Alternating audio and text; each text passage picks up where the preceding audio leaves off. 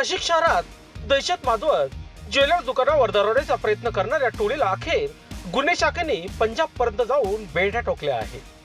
पंचवटीतील new ladies tailor येथे घडलेल्या थरारक दरोडा प्रकरणातील 2 सराईत आरोपींना गुन्हे शाखा युनिट 1 आणि 2च्या पथकाने मोहाली पंजाब येथून जेरबंद करत टोळीचा पर्दाफाश केला आहे।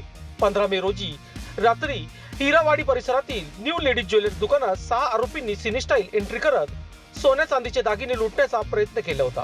मात्र नागरिक आणि पोलिसांच्या सतर्कतेमुळे आरोपी पळ काढण्यात यशस्वी झाले होते। या घटनेनंतर पंचवटी परिसरात प्रचंड खळबळ उडाली होती। घटनेची गंभीर दखल घेत पोलीस आयुक्त संदीप कर्णिक यांच्या आदेशानंतर गुन्हे शाखेची विशेष पथके तात्काळ मैदानात उतरवली। सीसीटीव्ही फुटेज, तांत्रिक विश्लेषण आणि गुप्त माहितीच्या आधारे आरोपी थेट पंजाबमध्ये लपल्याचे निष्पन्न झाले। त्यानंतर गुन्हे शाखेचे पथक मोहाली येथे दाखल झाले आणि सलग 3 दिवस सापळा रचून आरोपींना अक्षरशः जमिनीतून उकरून काढले। या कारवाईत हरीश कुमार महेंद्र सिंग आणि रणजित सिंग दर्शन सिंग या 2 सराईत आरोपींना ताब्यात घेण्यात आले। चौकशी दरम्यान त्यांनी साथीदारासह दरोड्याचा कट रचल्याची कबुली दिल्याची माहिती समोर आली आहे। विशेष म्हणजे आरोपींना पकडण्यासाठी नाशिक पोलिसांनी पंजाबमध्ये अक्षरशः मोहीम उडवली होती। गुन्हे शाखेच्या अधिकाऱ्यांनी दिवस रात्र पाठलाग करत आरोपींना बेड्या ठोकल्या। या धडकेत कारवाईमुळे शहरातील गुन्हेगार टोळ्याचे धाबे दारांडले असून नाशिक पोलीस कुठेही पोहोचू शकतात हा संदेश पुन्हा एकदा स्पष्ट झाला आहे। वृत्त संकलन विभाग, नाशिक। कुठलाही सुगावा नव्हता। या आरोपींकडे कुठलाही मोबाईल नंबर त्यांचा सुरू नव्हता। क्राईम ब्रँच युनिट 1 आणि युनिट 2 या पथकांनी अहोरात्र मेहनत घेऊन, त्याचबरोबर पंचवटी पोलीस स्टेशन यांनी देखील याच्यामध्ये मेहनत घेतली। सर्वांनी मिळून 500 पेक्षा जास्त कॅमेरे, CCTV कॅमेरे सतत ढुंढाळले आणि त्यावरून त्यांनी आरोपींचा माग काढत शेवटी त्या गुन्ह्यामध्ये ज्या आरोपींनी हा गुन्हा केला अशा 2 आरोपींना अटक करण्यात आली आहे। 2 आरोपी पंजाब येथील आहेत, 1 आरोपी मोहाली येथील आहे, दुसरा एक पटियाला येथील आहे।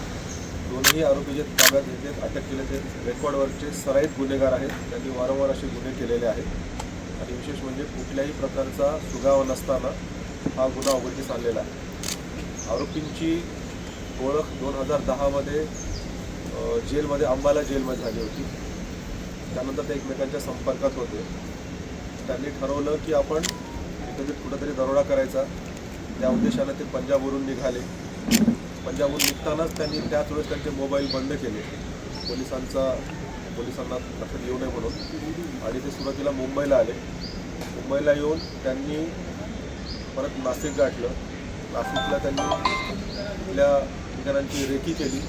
त्यांनी रेकी करून तिथे ज्वेलर्सचं दुकान आहे, रोडवर असल्यामुळे ते पळून जाणं सोपं आहे असं त्यांच्या लक्षात आलं आणि त्यांनी इथे दरोडा करायचं ठरवलं। त्यांनी नाशिकमध्ये इथे येऊन लॉजमध्ये थांबले। नंतर त्यांनी इथूनच 2 बाईक चोरी केल्या आणि त्या 2 बाईकवर एका दुकानापर्यंत आले होते आणि दुकानामध्ये येऊन त्यांनी दरोड्याचा प्रयत्न केला। रिव्हॉल्वरचा धाक दाखवला। कारागिरांनी, वर्कर्सनी प्रतिकार केल्यामुळं त्यांना काही लुटता आला नाही, त्यामुळे त्यांना आणि त्याच दुकानातून त्यांना परत जावं लागलं। परंतु त्यांनी त्यावेळेस पिस्तलच्या बटनी डोक्यात मारहाण केल्यामुळं दुकानाचा कारागीर जखमी झाला होता। तो टीव्हीमध्ये व्यवस्थित आहे, नव्हता डेंजर आहे, परंतु कुठलाही सुगावा नसताना देखील, आरोपींकडे मोबाईल नसताना देखील फक्त तांत्रिक कौशल्य, अहोरात्र मेहनत घेऊन 500 पेक्षा जास्त CCTV 2 दिवसामध्ये बघून आरोपींचा माग काढून मुख्य 2 आरोपींना अटक केलेली आहे। तर आरोपीचा शोध सुरू आहे। नाशिकमध्ये त्यांचं काय कनेक्शन होतं का?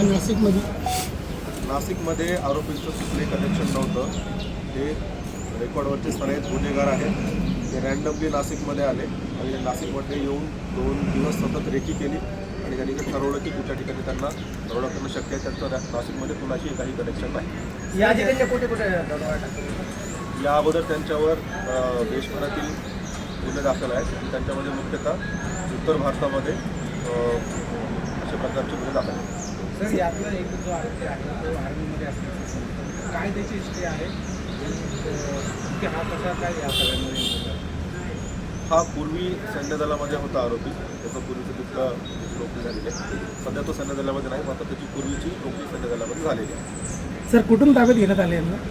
त्या आरोपींना पंजाबमधून ताब्यात घेण्यात आलेला आहे, मोहाली येथून.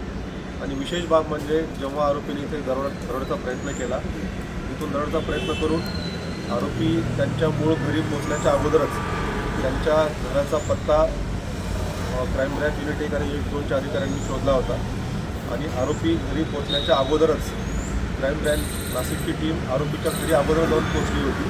आणि जेव्हा आरोपीला वाटलं की आपण सुरक्षित घरी पोहोचतोय, त्यातच आरोपीला झडप घालून ताब्यात घेण्यात आलं. आरोपींकडून किती माल हस्तगत करण्यात आलेला आहे? या गुन्ह्यामध्ये आरोपींनी कुठलाही मुद्देमाल चोरलेला नव्हता, त्यांचा प्रयत्न फसलेला होता. त्यामुळे आरोपींकडे काही मुद्देमाल हस्तगत नाही.